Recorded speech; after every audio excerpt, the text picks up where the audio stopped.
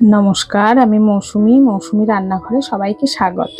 আজকে আমি আবার নিয়ে এসেছি এখানে ব্রেড পকোড়া।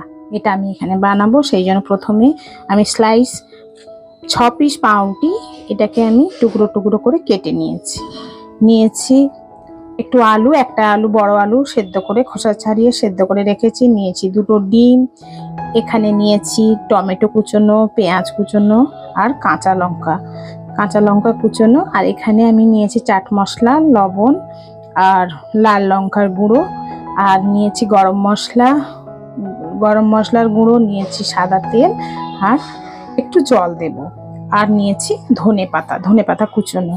এইগুলো সব আমি একসঙ্গে মেখে বলের আকারে করে তারপর পকোড়া বানাবো। তেল গরম হয়ে গেছে, আমি এবারে এই মিশ্রণটা বড়ার মতো ছোট ছোট করে তেলে ভেজে নেব।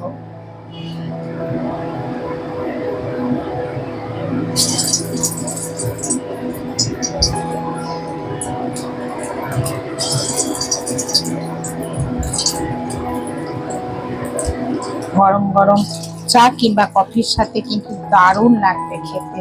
আর এই বর্ষায় তো কিচ্ছু বলবার নেই, আর কোনো কথা হবে না। বিকেল বেলা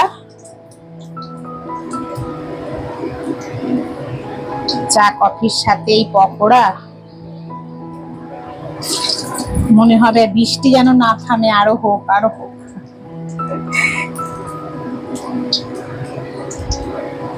এটা আমি আমার ছেলের অনুরোধে বানাচ্ছি। আমার ছেলে বারবার করে বলছে, মা এটা বানাও, আমি খাবো।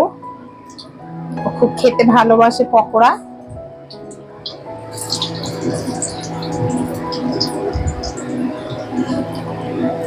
এমনি করেই আমি সব পকোড়া গুলো ভেজে নেব লাল লাল করে।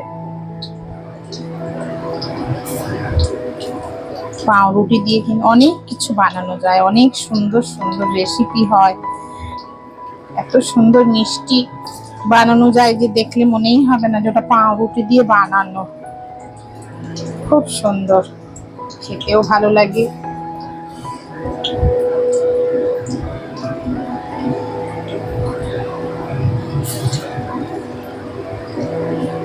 এইভাবে আমি সব বড়াগুলো ভেজে নেব।